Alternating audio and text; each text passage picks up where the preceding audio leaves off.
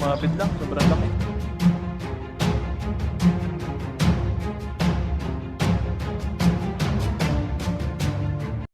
Ayun, magandang araw po mga kabady. Welcome ulit sa ating channel. At kung bago lang po kayo sa channel natin, subscribe na po kayo para lagi po yung updated sa mga bagong video po natin.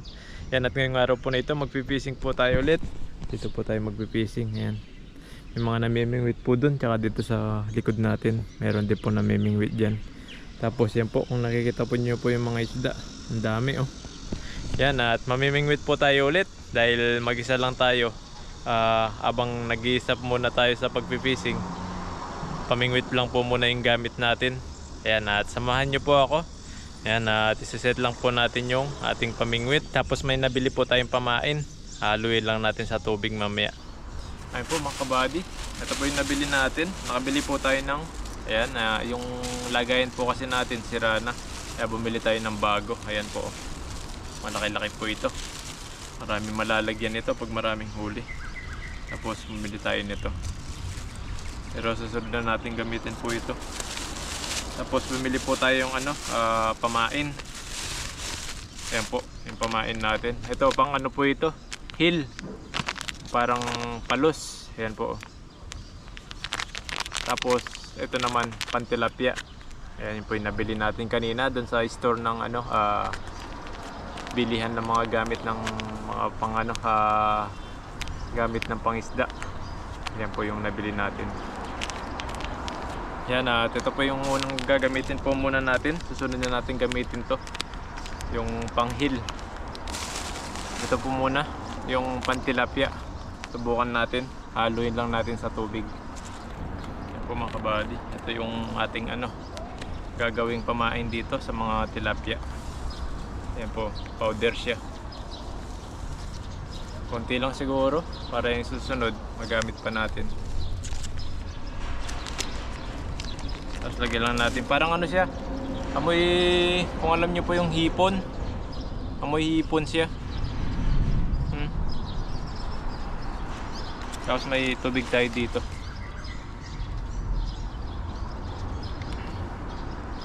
Yan po, parang po siya, dinurog na hipon, mga balat ng hipon.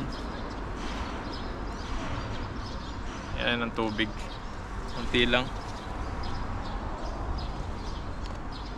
Yan, halu-haluin lang natin to. Hindi naman sigurong kamayan to. Ayan po, halu-haluin hanggang sa lumapot siya. Yung maganda yung niya, pagkabilog kapag nilagay sa ating hook. Ayan po, ganda po niya. Ganda po ito pamain na to. Yan po, pwede na to mga ganito.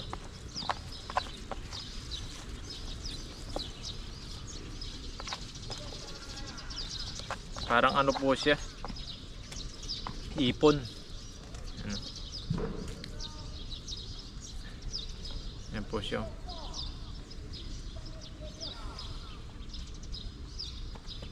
Parang sumobra sa tubig, lagyan pa natin.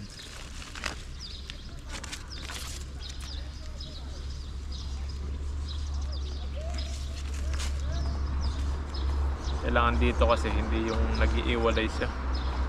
Siguro maganda po rito kung lagyan pa ng tinapay, para lalo siyang lumagkit, para kapag linagay mo sa hook ng ating pamingwit, hindi siya maghihiwa-hiwalay. Pero ito pwede na po siguro to, kaso naghihiwalay siya. Siguro harina o kaya tinapay sa susunod magdala tayo. Naghihiwalay pa rin po siya. Testing po natin ito sa pamingwit natin kung kaya ba, para naghihiwalay po siya. Ang lalaki po ng isda rito, gumagalaw. Yan po, parang naglalaro lang tayo nito. Yan, para ito rin po kasi magandang libangan sa pamimingwit.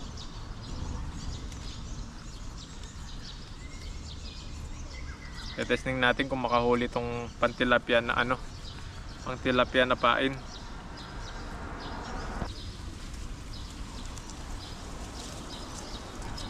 Medyo madumi nga lang siya sa kamay. Siguro babalot mo lang siya sa ok niyan. Ayan po. Medyo malambot siya. Ganda pala dito may harina para lumambot.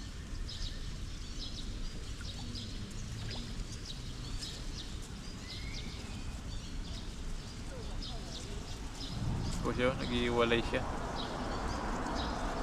Medyo maano pa siya, naghihiwalay.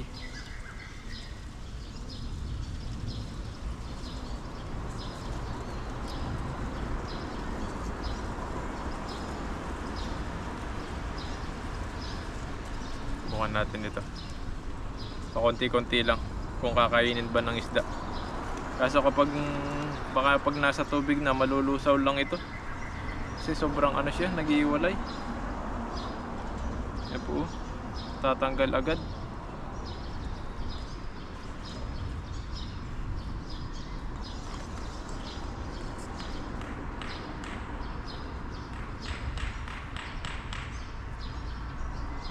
Ganda siguro ibalot natin sa daon. Yan.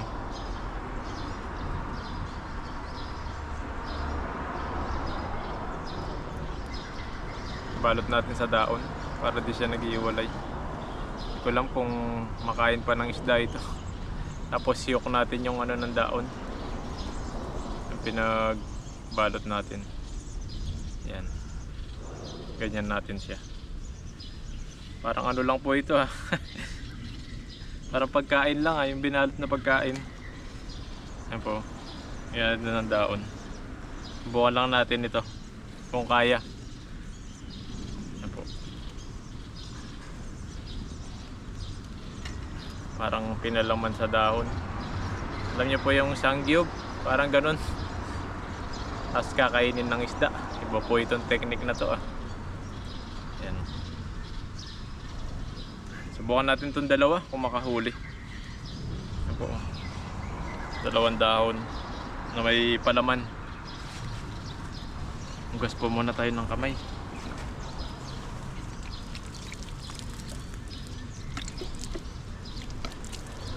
Ito, nagdala tayo ng upuan para di tayo mahirapan.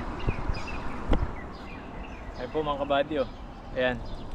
May dahon siya, pinalaman natin para di matanggal. Subukan natin kung makahuli ito dito. Sana makahuli para makarami tayo. Ibang technique po itong gagawin natin.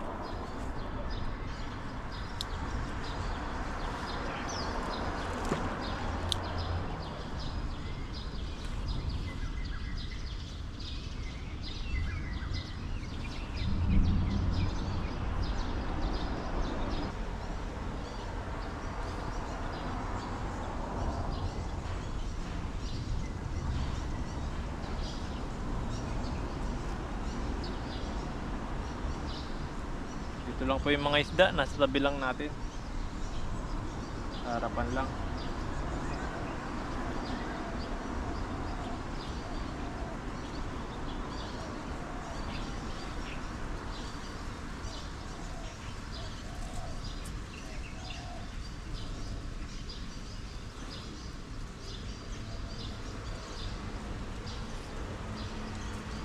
Nahiya po yung mga isda, mahihayin din po pala itong mga tilapia. Ayaw nila lumapit.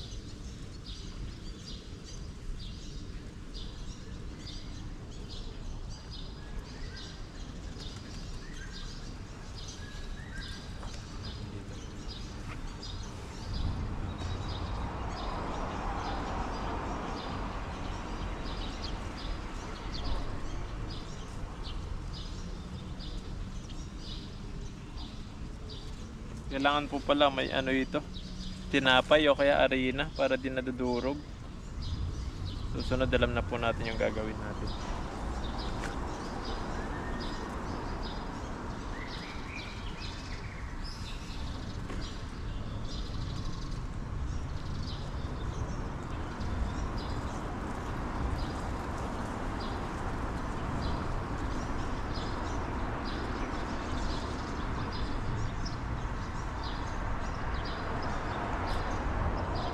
Maganda po ito, libangan.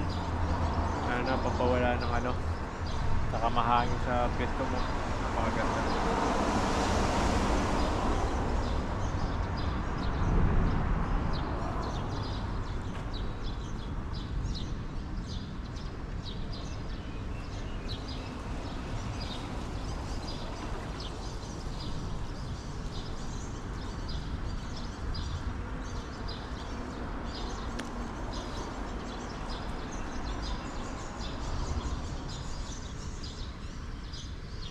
Daon na binalot ng palaman. Ang ganda po ng pain natin.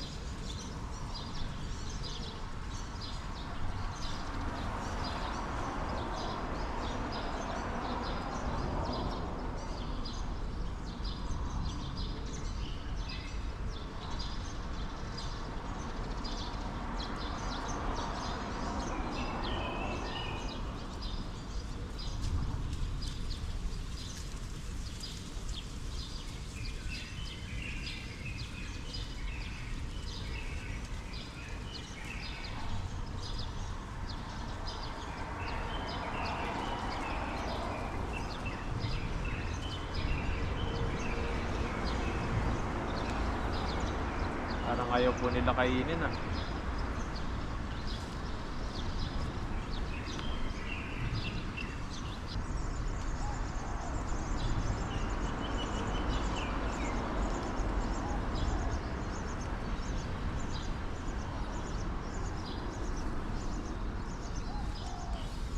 Ayan po, nakagawa na tayo ng bilog. Ayan. Siguro makahuli na po ito.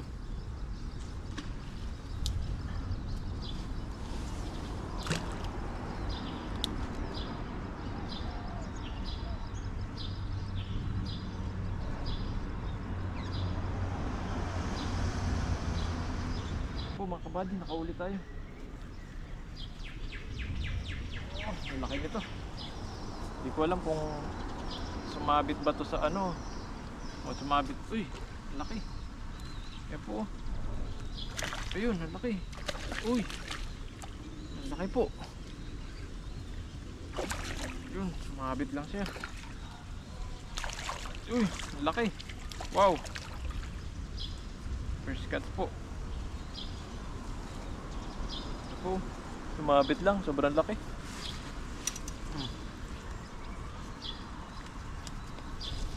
Unang uli po, oh. Nakauli na tayo. Sumabit lang siya. Di po maganda yung pain natin. Ano tayo? Na-prank tayo sa pamain. Ang laki po, oh.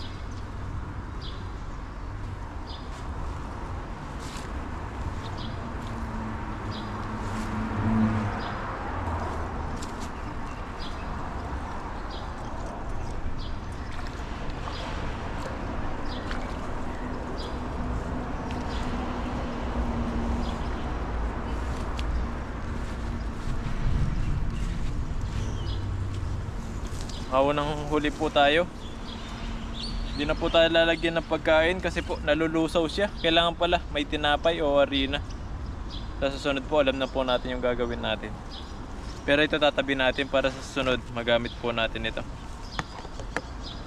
Gagawin na lang natin, magano na lang po tayo.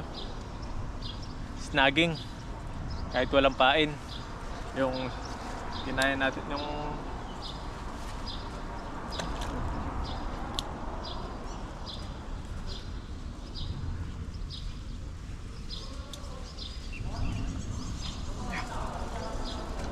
layo nang nararating. Ganito lang po. Kahit walang pain, nakakahuli. Basta sumabit siya sa hook.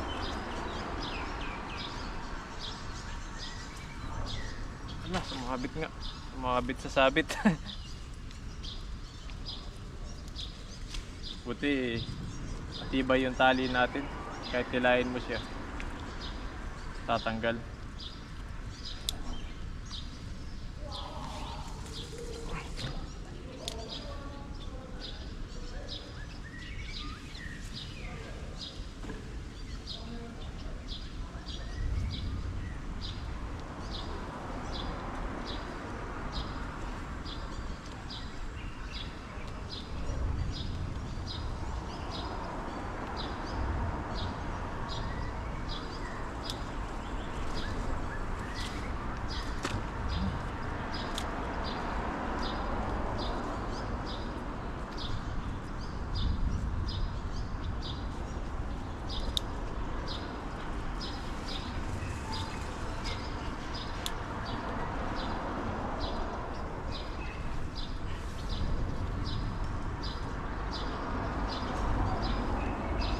Ganda po sana ng pamain natin kung hindi natutunaw. Natutunaw po kasi kapag nasa tubig. Kaya ang ginawa na lang natin, parang snagging na lang. Pag may na sumabit na isda sa hook natin, huli na siya.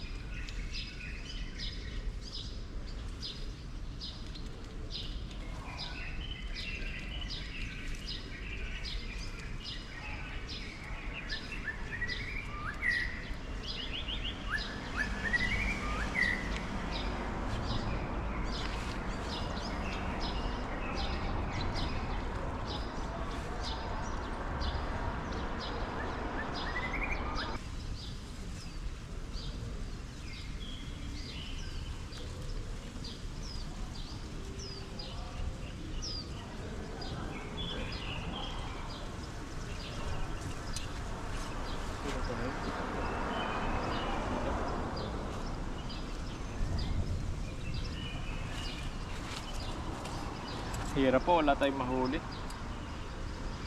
Mga busog yung mga isda.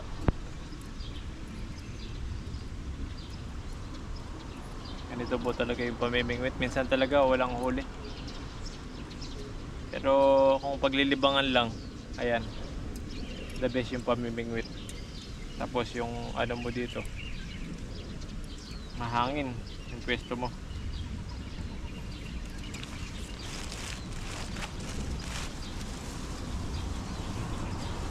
Dahil makahuli, nasira pa yung hook natin, no?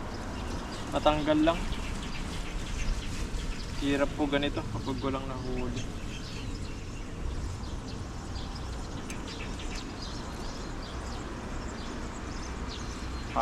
Next time na lang po, bawi tayo sa susunod kung anong magandang gawin dito.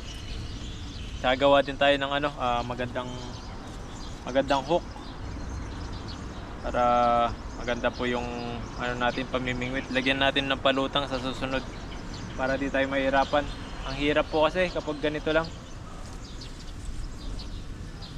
Tapos ayaw kumain ng mga isda, talagang wala kang mahuli. Po, bale huwi na po tayo. Yan, maraming salamat po sa lagi pong panonood sa pagpipising po natin. Yan, nakaisa po tayo. Ito, isang malaki. Pang ulam na to, pwede na to.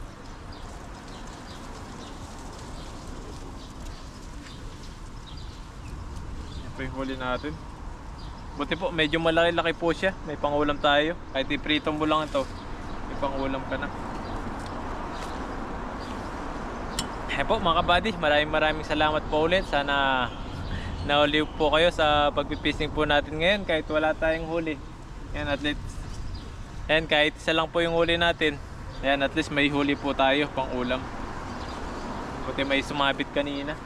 Ngayon po, sinusubukan natin ng ilang beses tayo sumubok, wala tayong mahuli. Ang hirap po talaga kapag kaya kumain ng mga isda. Subukan natin tong pain na to, ayaw nilang kainin.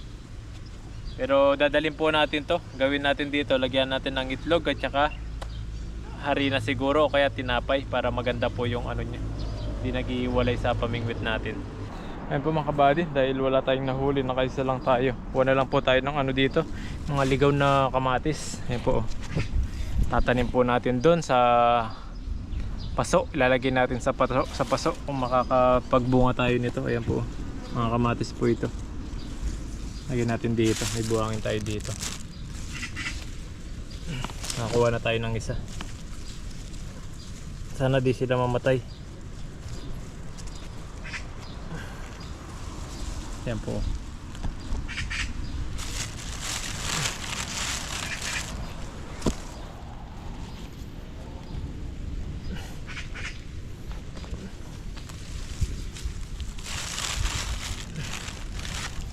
Yan, mga kamatis po yan.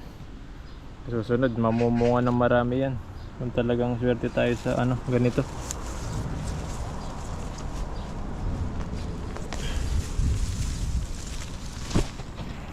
Yan po.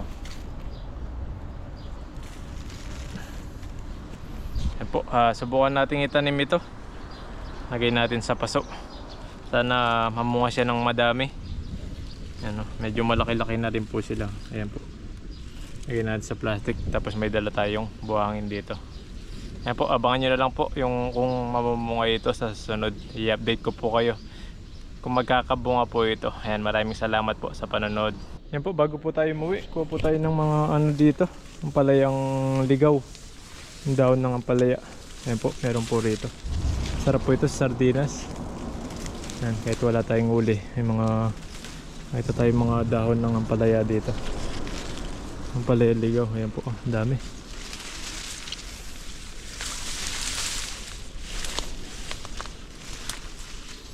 Medyo ano pa to, bata-bata pa. Minsan kasi natutuyo lang po rito. Pero yung mga Taiwanese dito, hindi nila pinapansin ito. Hindi nila alam paano lutuin. Hindi nila alam, masarap po ito. Healthy sa katawan. Ito.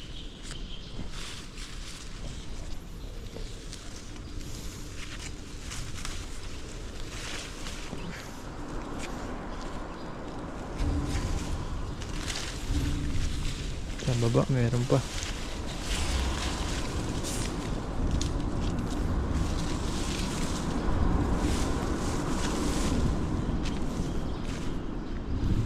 Meron pa po rito.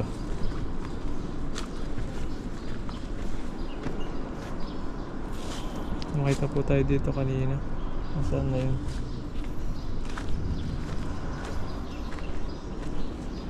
Wala na.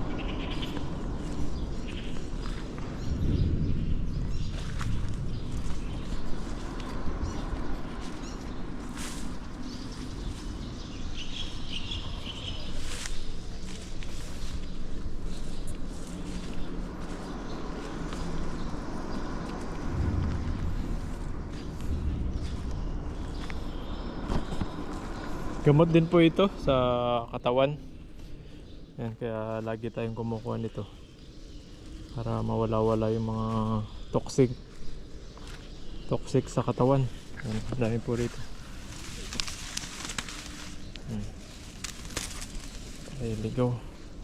Palaya-ligaw muna tayo habang nawala tayong nahuling isda. Nakaisa lang tayo. Pwede ito kapag sardinas lang.